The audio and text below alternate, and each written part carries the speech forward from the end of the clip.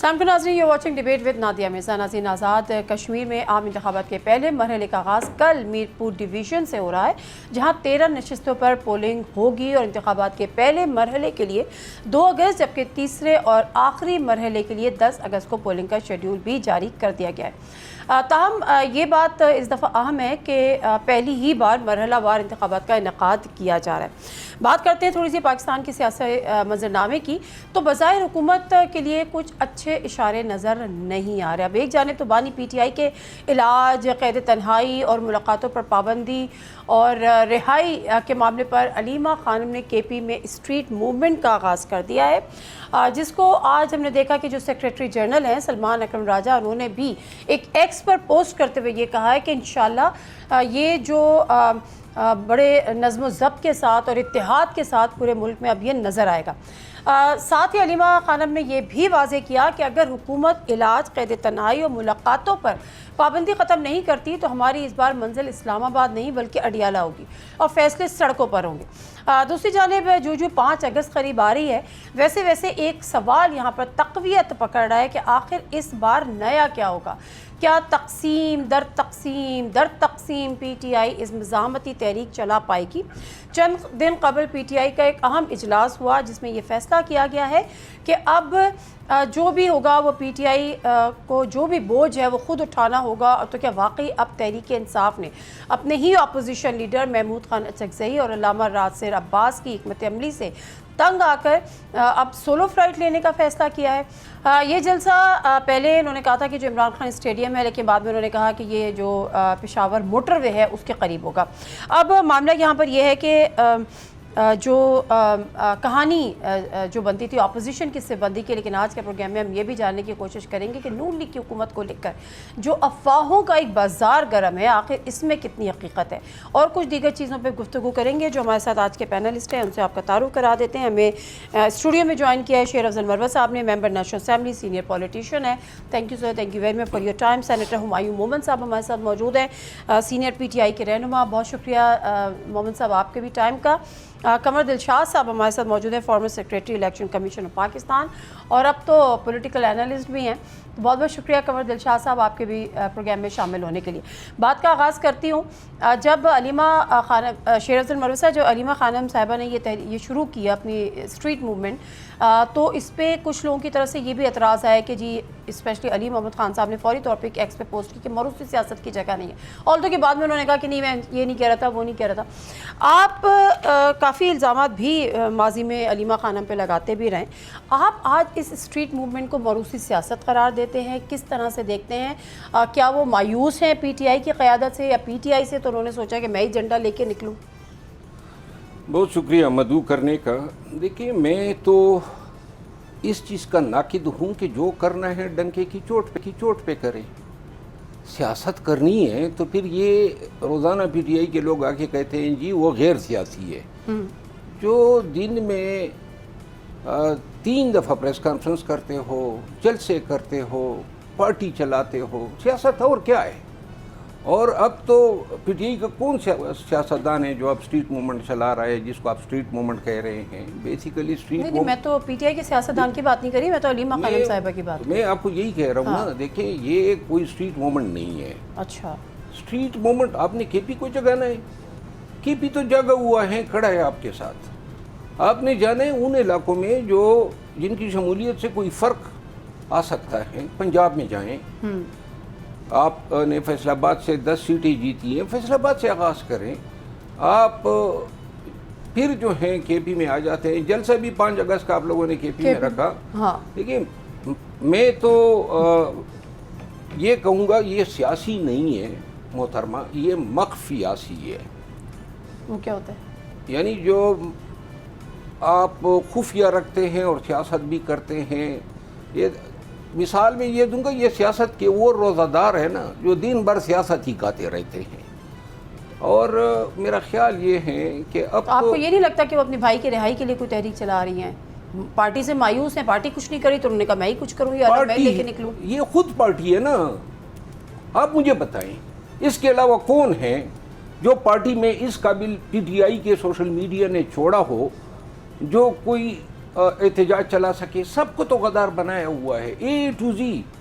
तो सिर्फ मोहतरमा जो हैं वो फेवरेट है सोशल मीडिया की। और दूसरी बात ये है कि इसमें तो अब पाकिस्तान में किसी को शक नहीं होना चाहिए कि ये कोशिश है पार्टी पे कब्जे की। ये माइनस इमरान खान फार्मूला है। अच्छा, कि इमरान खान रहे जेल में और पार्टी रहे घर में। ओके, तो आप ये कह रहे हैं कि जो अलीमा खान साहबा जब चला रही हैं ये पार्टी पे कब्जा करने की है, देखिए ये माइनस इमरान खान ये माइनस इमरान खान है, ये ठीक पार्टी है। अच्छा, दूसरी बात एक मैं अर्ज कर दूं, वो ये मैं हमेशा से ये कहता हूँ, आपको ऑर्गेनाइजेशन बनानी है, आपने तहरीक चलानी है, तो इसके लिए अपने लोगों को, कौम को, पाकिस्तानियों को मोटिवेशन देनी है, लॉजिस्टिक फराम करनी है, कोऑर्डिनेशन करनी है, आपने तंजीमों को उठाना है। ये चीज़ें नहीं हो रही है, ये चीज़ें नहीं हो रही ना, यही तो असल मसला है कि ये चीज़ें नहीं हो रही।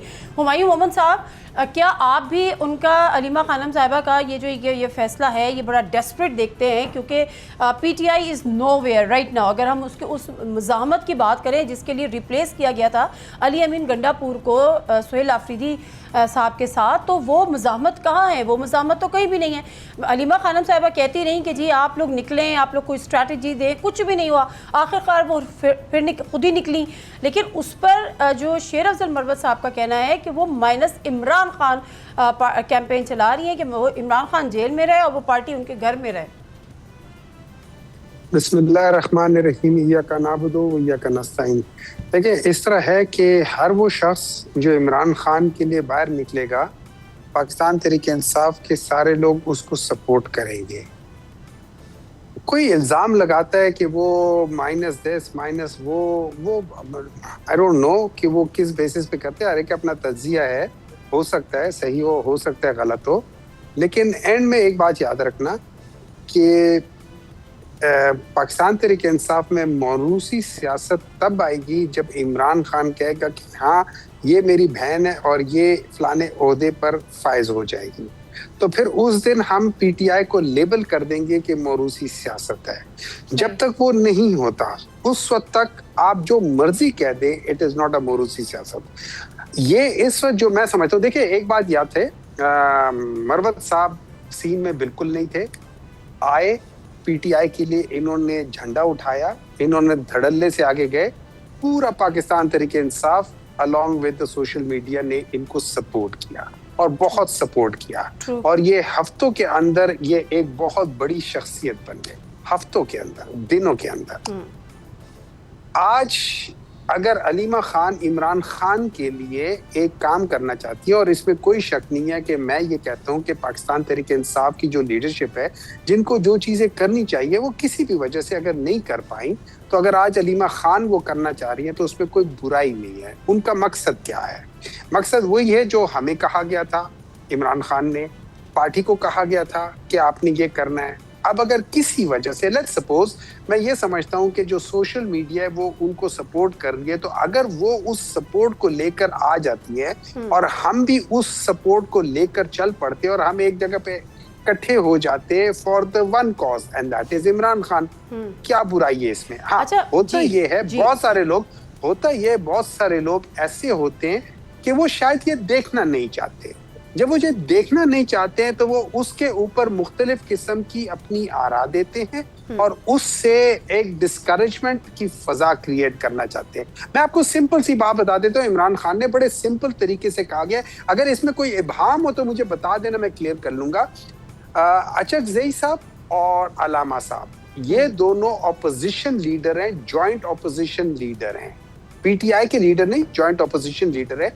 इनका दूसरा काम यह है कि ये गवर्नमेंट के साथ एंगेज करे डायलॉग में, इनका ये वो है। उसके बाद बाकी जो डिसीजन है पाकिस्तान तहरीक इंसाफ के, वो पाकिस्तान तहरीक इंसाफ उठाएगी, और जो मोबिलाइजेशन ऑफ द पार्टी है वो आपको कहा गया है कि वहां से। और एक और बात कर ले, अब ये मरवा साहब कह रहे थे कि जी KP तो ऑलरेडी खड़ा है। आप जब भी जो चीज स्टार्ट करते हैं, आप अपनी स्ट्रेंथ से स्टार्ट करते हैं, उसको लेकर चलते हैं। अब अगर फर्ज करें मेरी वीकनेस है पंजाब में इस वक्त, जो मेरी वीकनेस है, और वो वजह सिर्फ फस्तायत की वजह से और एक वीकनेस है। मैं अगर अपनी वीकनेस से स्टार्ट करूंगा तो मैं और ज्यादा वहां पे डिसहार्टेड हो जाऊंगा। चलिए ठीक है, अच्छी बात है कि एक करूंगा मैं आपकी बात बिल्कुल मोहम्मद साहब करूंगा। समझ गई, लेकिन अगर ये बात कह के आपकी सारी बातें अपनी जगह दुरुस्त होंगी, लेकिन ये बात कह देना कि हम चूंकि अगर किसी भी वजह से मूवमेंट नहीं चला सके या किसी भी वजह से मज़ामत हम पीटीआई नहीं कर सकी, तो चले जी बहन कर रही है, क्या पीटीआई का वर्कर इसके लिए ये आप लोगों को माफ़ करेगा? मतलब कहा तो यही जा रहा है ना कि पीटीआई इमरान खान पीटीआई का जो वर्कर है वो इमरान खान से जुड़ा है। क्या आप लोग सेनेटर्स, आप लोग एमपीएस, आप लोग एमएनएस ये इस जिम्मेदारी से मुबर्रा हो सकते हैं कि जी किसी भी वजह से अगर हम नहीं चला पाए तो कोई बात नहीं? क्यों नहीं? नहीं, देखिए, मैं उस जिम्मेदारी से कभी अपने आप को वो एग्जाम नहीं करूंगा। वो जिम्मेदारी मेरे ऊपर है, और अगर मैं नहीं कर सकता और फर्ज करे कुछ होता है, तो if I am, let's say कल को मुझे कहते हैं कि यार Humayun you were not good enough, sorry we can't give you another chance, या मेरे लिहाज से तो हमेशा इतने लोग हैं मेरे से बेहतर लोग हैं, उनको चांस मिलना चाहिए, व्हाई नॉट? इसमें कोई बुराई नहीं है। हमारे यहाँ पे इलेक्टेबल्स की सियासत तो है ही नहीं। चले, मतलब मैं अगर मैं आज बता देता हूँ ना, जितने लोग पीटीआई में हैं, उनमें से किसी एक को कहें कि आप बगैर पीटीआई के खड़े होकर जीत के दिखा दो, यही तो मेरा पॉइंट है। उसके बाद तो ये मैं भी कह रहा हूँ ना, आपने वज़ीर आला रिप्लेस कर दिया, मज़ामत के चक्कर में मज़ामत तो फिर भी नहीं हुई। हमें चेंज करने में कोई प्रॉब्लम नहीं है। देखिए सेनेटर साहब, एक मैं आपका प्रोग्राम गवा रहे, जिस दिन मोहतरमा अलीमा खानम ने खान की रिहाई के लिए तहरीक का आगाज कर दिया और निकल गई, वो तो निकल गई। मेरी आप सुने ना, ये निकलना क्या है केपी में फिरना। जिस दिन वो निकल गई और अडियाला की तरफ या इस्लामाबाद की तरफ मार्च उसने शुरू किया, दोनों हाथों से मैं उससे माफ़ी मांगूंगा मीडिया पे कि मैं गलत था। ये मेरा वादा है आपसे, ये तहरीक कभी नहीं चलेगी। ये सिर्फ ट्रक की बत्तियां हैं, और 2 साल से किसने रोका हुआ है पूरी पीटीआई को? करोड़ों के लोग आपके साथ हैं, एमएनएस हैं, सूबाई हुकूमत है, सब कुछ कर रहे हैं, लेकिन वो काम नहीं कर रहे हैं जिसके लिए लोगों ने आपको मैंडेट दिया। यही तो बात हो रही है ना कि बहरहाल नहीं हो रहा। अडियाला तो जाके उनकी बहनें ही बैठती है ना, पीटीआई के लोग तो नहीं जाके बैठते। एक मुख्तसर सा ब्रेक, वापस आते हैं, स्टे विद अस।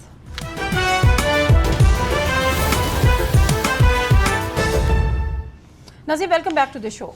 कमर दिलशाद साहब, आप ज़रा इस बात पे ज़रा रोशनी डालें कि ये मामला चल क्या रहा है पीटीआई के अंदर। अब सोहेला अफरीदी साहब कहते हैं कि हम 5 अगस्त को अपने लाहेअमल का ऐलान करेंगे, और वो लाहेअमल 2 से 3 महीने के बाद होगा। उसके अलावा जो अलीमा खान साहिबा अब सड़कों पे हैं, वो एक डेस्परेट उनकी मूव नज़र आ रही है, लेकिन दोनों तरह से डिफरेंट क्लेम्स हैं। हुमायूं मोहम्मद साहब कहते हैं कि जी कोई बात, अगर पीटीआई नहीं कर सकी तो हम उनके पीछे खड़े होंगे। शेर अज़हर मरवत एक बहुत बड़ा क्लेम कर रहे हैं, वो कह रहे हैं एक तो ये माइनस इमरान खान तहरीक है, दूसरा ये तहरीक चलेगी नहीं, ये केपी से बाहर आएगी नहीं। पीटीआई का मुस्तकबिल आपको किसके हाथों में नजर आ रहा है? देखिए, दोस्तों की बातें मैंने सुनी है, इनकी आप अपनी राय है, लेकिन मेरी ओपिनियन ये है कि इस वक्त पीटीआई के जो लीडर ऑफ द अपोजिशन है पीटीआई की तरफ से, वो महमूद खान अतरज़ई है। ये पाकिस्तान के बहुत बड़े सियासतदान हैं, और इनके तमाम स्टेक होल्डरों के साथ इनके अच्छे ताल्लुकात हैं।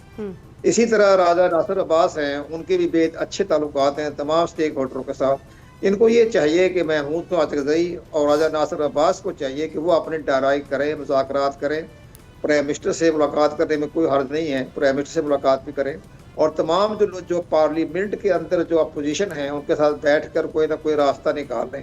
बाकी ठीक है, पार्टी का यह हक है कि जुलूस निकालें, बाकायदा जो भी तहरीक चलानी होती है, ये पार्टी के अपने मंशूर होते हैं लोगों को मोटिवेट करने के लिए। लेकिन अभी तक जो बातें आ रही है सामने, उसमें एक अंदर से बड़े इनके इख्तलाफात हैं। अंदर जो है इसलिए इख्तलाफात हैं, जो चेयरमैन है अली गौहर, जब वो अपने ख्यालात हैं, अली अब्बास के अपने अली जो सैयद अली जो अपने हैं अली जफर का अपना ख्यालात होते हैं, लेकिन बहरहाल अपने तमाम दोस्तों के जो उनके राय मुख्तलिफ है। लेकिन सबसे पहली बात यह कि पूरी क़यादत दे दें, महमूद खान अतरज़ई को मुकम्मल इख्तियार दे दें, वो रास्ता निकाल भी लेंगे और अच्छे तरीके से। इख्तियारात की तो कोई मसला ही नहीं है, जब इमरान खान ने उनको इख्तियारात दे दिए तो बात ही खत्म हो गई कि बातचीत वो करेंगे। लेकिन क्या कितना अरसा हो गया? आज मेरा ख्याल है 4 महीने, 3-4 महीने तो हो चुके, 5 महीने हो गए ना। नहीं, महमूद खान अचकज़ई को अपोजिशन लीडर बने हुए 8 महीने नहीं हुए। नहीं, 6 महीने से ज़्यादा हो गए। हाँ, वही मैं कह रही हूँ, 5-6 महीने हो गए, क्या किया उन्होंने अब तक? शेर अफजल मरवत साहब, पीटीआई का ये फैसला कि हम कश्मीर में भी इलेक्शन नहीं लड़ेंगे, अब लोग उसको 2-3 चीज़ों से भी जोड़ रहे हैं। एक तो कश्मीर में इंतखाबात हो रहे हैं, पीपल्स पार्टी और PMLN अपनी अपनी जगह भरपूर तरीके से इलेक्शन कैंपेन चला रहे। आपकी नज़र में क्या वजह बनी पीटीआई की कि उसने कश्मीर इलेक्शन से बाइकआउट किया? देखिए, मुल्क में जो भी हो रहा है, जब से खान की हुकूमत का तख्ता उल्टा गया है, उससे लेकर आज तक पाकिस्तान में इन 3 सालों में नया सियासी कल्चर बन गया, नए असूल मुरतब हो गए, आईन का नक्शा ही चेंज हो गया, अदलिया जो है उसकी आज़ादी छीन ली गई, और इसके ज़िम्मेदार सिर्फ PMLN और पीपल पार्टी नहीं है, PTI भी इतनी ही ज़िम्मेदार है, और ये सब इसकी कीमत जो है पाकिस्तान के अवाम चुका रहे हैं। PTI कैसे जिम्मेदार हुई? वो तो हुकूमत में ही नहीं थी। हुकूमत PTI से छीन ली गई, चले जी छीन गई। कश्मीर में हुकूमत थी, गिलगित बल्तिस्तान में थी, KP में थी, पंजाब में थी, ये कोई कम थी। 31 मुरबा किलोमीटर पे आपकी हुकूमत चली गई, तो थोड़ा सा तहम्मुल से, सब्र से काम लेना चाहिए था। होता क्या है, जनाब अली इस्तीफे, असम्बलियाँ तोड़ो, और इसके बाद जिस चीज़ ने एक मौका फिर आया इलेक्शन तारीख के लिए, हम बैठे, जुलाई और अगस्त पे झगड़ा हो गया 2022 में, लेकिन हमने इदराक नहीं किया, हमसे मुराद है PTI, कि हम उन हालात की सेंसिटिविटी को रियलाइज़ करते। सोशल मीडिया ने दागबेल डाली, PTI की सोशल मीडिया ने, जब इन्होंने फ़ौज को और जर्नलों को गालियाँ देनी शुरू की। जो सियासी इख्तिलाफ था वो अदावत में तब्दील हो गया। आज भी अगर खान बैठा हुआ है और PTI सफ़र कर रही है, और अगर ये 9 मई हुआ है, तो इसके पीछे वो तमाम गालियाँ, वो तमाम नफ़रतें थी जो सोशल मीडिया ने पैदा की। और माजरत, लेकिन सोशल मीडिया ने तो फॉलो किया ना, ये चीज़ें तो इमरान खान साहब ने शुरू की। न्यूट्रल जानवर नहीं होता, जानवर न्यूट्रल होता है, फिर मीर सादिक, मीर जाफर, फिर फैसलाबाद के जलसे, फिर अपने ट्विटर अकाउंट से जो वो करते थे। अगर हम ये न करते तो ये देखिए, अब नतीजतन आज अगर शहबाज शरीफ साहब से पूछें या आसिफ अली जरदारी साहब से पूछे, आप यकीन करें आज भी इन हालात पे जो पाकिस्तान जहाँ पे खड़ा है, कश्मीर जहाँ खड़ा है, बलूचिस्तान खड़ा है, KP, ज़मीर उनका भी मलामत करता होगा। क्योंकि 2018 में जब PTI आई, तो ये जो नून और पीपल पार्टी के साथ हुआ, जेलों में डालना, बुनियादी तौर पे उनको 18वीं आईनी तरमीम और जो मरी कार्ड था उसकी सज़ा दी गई। और जो चीज़ें गेन हुई 3-8-10 सालों में, वो जनाब अली आज पाकिस्तान वहाँ पे खड़ा है जहाँ हम ये सोच भी नहीं सकते हैं कि इन बुनियादी इंसानी हकूक़ जो हैं उनका तहफ़्फ़ुज़ आने वाले दौर में हम किस तरह मुमकिन बनाएं। बिल्कुल ठीक है। अदलिया जो है वो इंसाफ करने की जो सलाहियत है उससे महरूम हो चुकी है, बाजगुजार हो चुकी हैं। जज साहिबान जो हैं उनके तबादले, उनको बर्खास्त करना, ये एक रूटीन बन चुका है। बिल्कुल ठीक है, बिल्कुल ठीक है। मैं ज़रा मोमन साहब के हुमायूं मोमन साहब, मुझे बताएं कि आपके यहाँ ये अकाउंटेबिलिटी, आप लोग क्या ये आपस में जो धड़ेबंदी इतनी है, उसकी क्या वजूहात ये भी हैं कि एक दूसरे को इल्ज़ाम, चले मैं कहती हूँ इमरान खान की रिहाई भी आप एक तरफ डाल दीजिए, आप लोग कोई तहरीक नहीं चला सके, उनकी बहन ने ये बीड़ा उठा लिया, गलत सही, उस बहस से भी आगे निकल जाए। अवाम का कौन सा इशू है जिस पे PTI एक प्रेस कॉन्फ्रेंस करती है? पेट्रोलियम प्राइसेस ने अवाम की चीखें निकाल दी, PTI के मुंह से क्यों नहीं निकला? मुझे एक प्रेस कॉन्फ्रेंस बताएं जिसमें आप लोगों ने, ऑपोजिशन ने बैठ के भरपूर किस्म का एहतजाज किया हो, अवाम के साथ खड़ी हुई हो, एक प्रेस कॉन्फ्रेंस की हो। मतलब मसले क्या हैं आपकी? कभी आप लोगों ने ये बता सकने की आप लोग पोजीशन में भी हैं? कल एक प्रेशर आया है, वो जो गंदम के ऊपर आया है, शुगर के ऊपर आया है, पेट्रोल के ऊपर आया है, पेट्रोल के ऊपर पहले आया था, हर एक चीज के ऊपर तो हो रहा है। आई डोंट नो कि आपकी नजरों से क्यों सॉरी, शायद मैं प्रेशर की हद तक बात नहीं होती ना। मुझे एक बात बताएं मोहम्मद साहब, एक सवाल ले लें फिर आप अपना कंटिन्यू कीजिएगा। एक सवाल, जब आपकी हुकूमत का खात्मा करना था ना, तहरीक अदम एतमाद आनी थी, तो इमरान खान हटाओ कैंपेन नहीं चली थी, उसी ऑपोजिशन ने, नून लीग और PP ने महंगाई मुकाओ मार चली थी। आप मुझे बताएं कि आपकी ऑपोजिशन आज अवाम के साथ खड़ी है इस इशू पे? Please give me a break Sure, कि sir. वो उनके अब आप मुझे थोड़ा सा इतना जरूर दे जी दें sir please. And do not जरा मुझे बोल लेने देना थोड़ी देर के लिए। Do not question the intellect of the people of Pakistan कि ये इन लोगों के उस महंगाई मुकाओ तहरीक की वजह से ये तख्ता उल्टा है। आपको भी पता है, मुझे भी पता है, सबको पता है ये क्यों उल्टा है, कैसे उल्टा है, किस तरीके से उल्टा है। इन लोगों ये 4 दफा आ चुकी है, 4 दफा पीटीआई ने इनको फैसिलिटेट किया था। जो इन लोगों ने अपने जलसे किए थे, सारे किए थे, जो भी लॉन्ग मार्च किए थे, हर जगह पे फैसिलिटेट किया था एंड दे वेंट ऑन। उसके मुहर्रकात कुछ फर्क हैं। इमरान खान ने जो डिसीजन लिए वो गलत हो सकते हैं, सही हो सकते हैं, गलत हो सकते हैं, लेकिन उन्होंने जो डिसोल्यूशन ऑफ द असेंबलीज की थी दैट वाज बेस्ड ऑन कि जो आइन कहता है कि 90 डेज के अंदर इलेक्शन होंगे। जब आप आइन को ना माने, जब आप आइन को फॉलो ना करें और मेरे सारे डिसीजंस आइन के मुताबिक हो, मैं क्या कर सकता हूँ? आज आइन ये कहता है कि एक सूबे का चीफ मिनिस्टर या कोई एग्जेक्टिव वो जहां इलेक्शंस हो रहे होते वो या जो मिनिस्टर्स हैं जहां इलेक्शंस हो रहे होते हैं वहां जाके वो ना तो तकरीर कर सकते, ना वहां जाके लोगों को तोहफे तोहफे दे सकते हैं। यहाँ पे मरियम नवाज कह रही है कि मैं पंजाब के पैसा लेकर आप लोगों को ग्रीन बसेस दूंगी और सब कुछ करूंगी, और इस पे अगर इलेक्शन कमीशन खामोश है तो इसका मतलब एक है कि they are part of the crime, they are part of the very valid point. ठीक है ना? देखिए पाकिस्तान कैसा नहीं है। Allow me sir please. ठीक है, मैं आपको सिंपल सी बात बता देता हूँ। देखिए इस तरह ये हो जाता है कि ये सारे डिसीजंस अपनी जगहों पर होते हैं और चलते रहते हैं और इसमें से प्लस माइनस आता रहता है। लेकिन एक बात ये याद रखें कि पाकिस्तान तहरीक इंसाफ बड़ी मुश्किल से और वाहिद पॉलिटिकल पार्टी है कि जब पीपल्स पार्टी के ऊपर सख्त दौर आया 1979 ऑनवर्ड्स आया था तो पाकिस्तान पीपल्स पार्टी जो कि 81 सीट्स थी उधर से 14 सीटें रह गई थी। जब पीएमएलएन के ऊपर सख्त वक्त आया था 1998 के बाद आया था तो वो जो 2/3 मेजॉरिटी वाली थी सिर्फ 25 सीटें उनके पास रह गई थी। पाकिस्तान तहरीक इंसाफ के ऊपर इससे सख्त आज तक किसी पॉलिटिकल पार्टी के ऊपर नहीं आया और पाकिस्तान तहरीक इंसाफ जो थी 135 से उठ के 180 सीटें जीत गई थी। तो हम भी कह रहे हैं जीत गई थी। मैं जब ही तो हमसे देखिए मेरी बात सुने, हमसे आप लोग सीटें छीन लेते हैं, हमसे हमारा सर बात ये है ही नहीं ना। बात ये है कि इतनी सीटों के बाद भी आप लोग खड़े कहाँ हैं? आप अपने लीडर के लिए एक कैंपेन नहीं चला सके, आप एक मजामती कैंपेन नहीं चला पा रहे, तो फिर ये तो एक बहुत बड़ा फेलियर है ना आपका। सीटों से क्या होता है? अच्छा मैं आपको एक बात बताता हूँ। हर वो शख्स जो के कैंपेन चलाने के लिए निकला है, केपी से जो निकला है या खास तौर पे पंजाब से निकले, उनको निकलने से पहले धर लिया जाता था, उनके घर वालों को धर लिया जाता था, उनके कजन्स को धर लिया जाता था। क्या आप लोगों को इस बात का नहीं इल्म?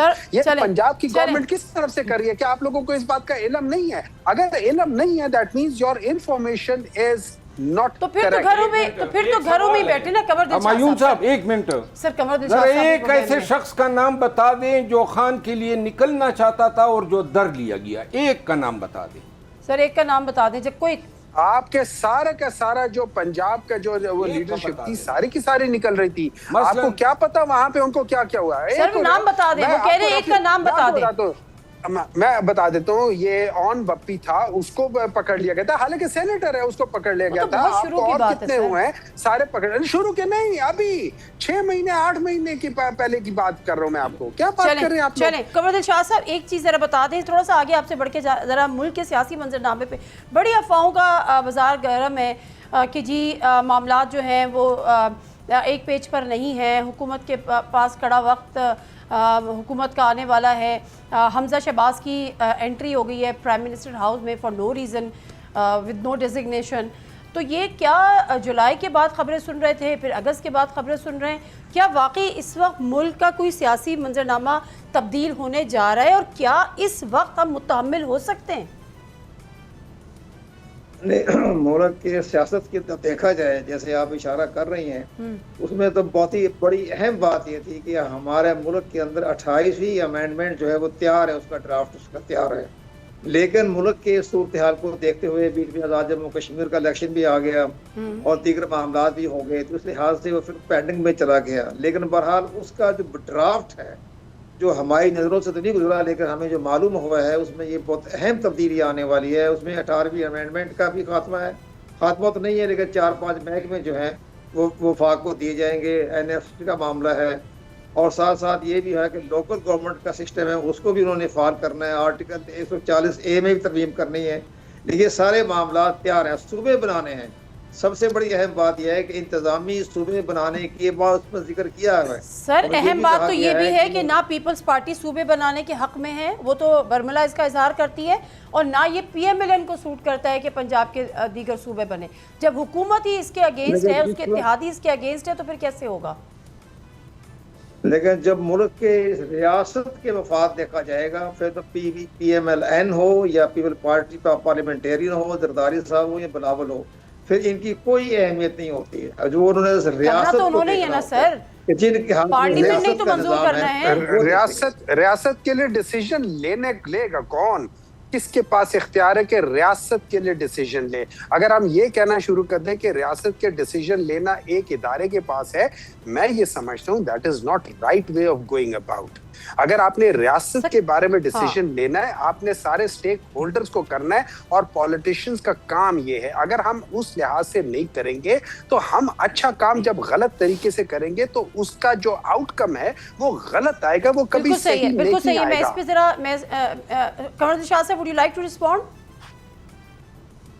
नहीं, ठीक है, बात हमने अपना पॉइंट दे दिया है ठीक है। अच्छा शेर साहब, अब जो ये कमर दिलशाद साहब बात कर रहे हैं, इसमें ना अभाव है, बाकी सब चीज जो है सानवी असर रखते हैं। रियासत का मफाद देखा जाएगा, हुकूमत का सर रियासत का मफाद बेशक देखा जाएगा और देखना भी चाहिए, लेकिन करने वाले तो पार्लियामेंट में बैठे हुए हैं ना, इन्हीं जमातों के रिप्रेजेंटेटिव, उन्हीं PMLN का। सर PMLN, अच्छा लेट्स डिफाइन रियासत, पहले रियासत को डिफाइन कर ले ताकि इंसान को पता चल जाए कि डेफिनेशन क्या है। सर एक सेकंड, मैं रियासत को भी डिफाइन करवाती हूँ, लेकिन मुझे शेरोज़ मरवत साहब ये बताएं, जिस 28वीं तरमीम का जिक्र हम पता नहीं कितने बजट से पहले से सुन रहे हैं, अब अगर उसमें सूबे बनवाने हैं, NFC अवार्ड का दोबारा से उसको रिविजिट करना है, बहुत सारे इशूज़ हैं जिनको ये बता भी नहीं, कैसे होगा? PMLN नहीं चाहती कि मज़ीद सूबे बने, पीपल्स पार्टी तो बिल्कुल इनकार कर चुकी कि सवाल ही पैदा नहीं होता, और फिर वो कहते हैं रियासत के हक में बेहतर होगा, तो फिर ये इम्प्लीमेंट कैसे होगा इसका?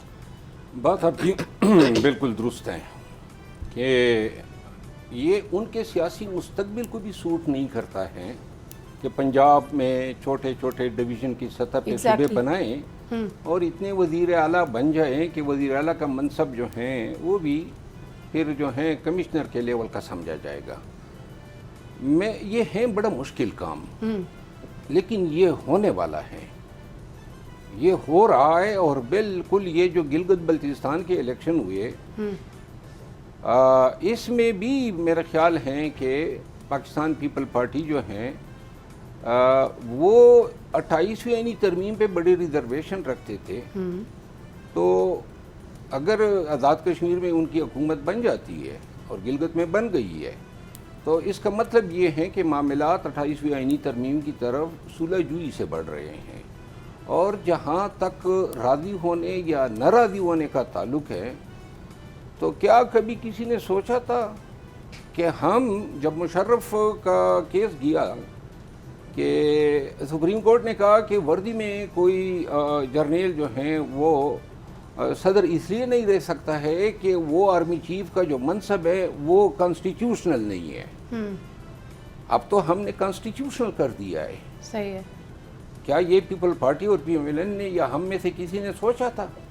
फिर क्या हम में से और किसी ने ये सोचा था कि ये 26वीं और 27वीं आईनी तरमीम में और हमने कितने कॉन्स्टिट्यूशनल पोस्ट बना दिए? तो लिहाजा जिस आसानी से ये तरामीम हो गई जो बहुत मुश्किल थी, पूरी पाकिस्तान की अदलिया अब किस तरह ये राजी होंगे? असल मसला ये राजी होंगे इन्हीं के हाथों होगी या मामला कहीं और जाएगा? मैं ये पूरे वसूख से कहता हूँ कि ये तमाम राजी होंगे और फ्यूचर के कमिटमेंट्स पे और आने वाले खाके खींचे जाएंगे। और जब 28वीं आईनी तरमीम होगी, ये भी मैं पूरे वसूख से कहता हूँ, तो हम जो हैं पार्लिमानी निज़ाम से सदारती निज़ाम की तरफ ज़रूर जाएंगे। ये 28वीं आईनी तरमीम क्योंकि ये छोटे सूबे प्रेसिडेंशियल फॉर्म ऑफ गवर्नमेंट को फेवर कर रहे हैं। बिल्कुल ठीक है। तो हुमायूं मोहम्मद साहब, आप PTI तैयार है, हक में वोट करेगी? देखिए मैं इन प्रिंसिपल पाकिस्तान तहरीक इंसाफ इन सारी चीज़ों के ऊपर पहले से ही उनका मौक़िफ़ ये है। देखिए इस तरह है, पाकिस्तान का जो इस वक्त का निज़ाम है ना, जो पार्लियामेंट्री सिस्टम है, उसके अंदर बैलेंस ऑफ पावर है वो एक सूबे के पास है जो 50% रिप्रेजेंट करता है। तो होता क्या है कि सारे लोग उस सूबे के ऊपर कंसंट्रेट करते हैं और बाकी सूबों को, खासतौर पर बलूचिस्तान जिसकी टोटल नंबर ऑफ सीट्स जो है ना एक गुजरांवाले की डिवीजन से कम है, तो उसको नजरअंदाज कर देते हैं। तो उसके लिए पाकिस्तान के अंदर ये divisions of provinces is very good, मैं उससे एग्री करता हूँ। वो कैसे होना चाहिए उस पर बहस होनी चाहिए और सारे सूबों के अंदर डिविजन्स होनी चाहिए। बिल्कुल ठीक है। उसके बाद दूसरी चीज, उसके बाद 18वीं तरामीम के अंदर बात चीजें ऐसी हैं और रिलीज ले लें। ये भी मुमकिन है पीटीआई कोई पैकेज दे दिया जाए तो। खान की सदारत, ये खबर है आपके पास? सदारती वो तो उस सूरत में अब मैंने कि वो सूबों का तो वादा किया पीटीआई ने। तो सदारती निजाम में सदर कौन होगा? वो होगा निजाम का भी सिस्टम जो है ना, सदारती निजाम, उसके अपने प्लस पॉइंट्स। बिल्कुल ठीक है, बिल्कुल सही है। मुझे लास्ट कमेंट सर, सदारती निजाम का सदर कौन होगा? हकदार होगा जो ये पूरे निजाम का आर्किटेक्ट होगा। कौन?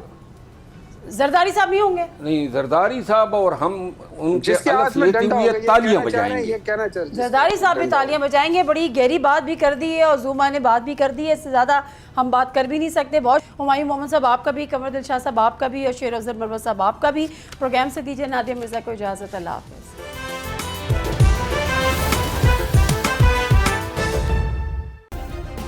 सब्सक्राइब करें और बेल दबाएं ताकि कोई खबर रह न जाए।